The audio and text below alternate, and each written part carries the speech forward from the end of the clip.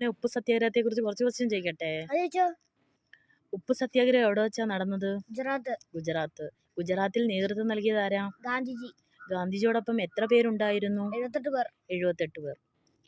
ഉപ്പ് ഒരു സമരായുധമായി ഗാന്ധിജി സ്വീകരിക്കാൻ കാരണം എന്തായിരുന്നു? ബ്രിട്ടീഷുകാർ നികുതി ഏർപ്പെടുത്തിയതുകൊണ്ട്. ബ്രിട്ടീഷുകാര് നികുതി ഏർപ്പെടുത്തിയതുകൊണ്ട്. ഏത് വർഷമാണ് ഉപ്പ് സത്യാഗ്രഹം നടന്നത്?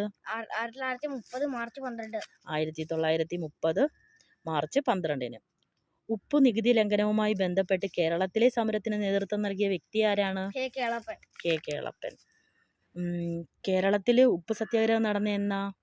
1930 ഏപ്രിൽ 13. ആ മാർച്ചിൽ പാടിയ ഗാനം എന്തായിരുന്നു? വരിക വരിക സഹചരെ. വരിക വരിക സഹചരെ. ആരാണ് ആ ഗാനം എഴുതിയത്? അംശി നാരായണപിള്ള. കേളപ്പനോടൊപ്പം ഉപ്പ് സത്യാഗ്രഹത്തിൽ പങ്കെടുത്തവർ എത്ര പേരായിരുന്നു? 32 പേർ. ഓക്കെ.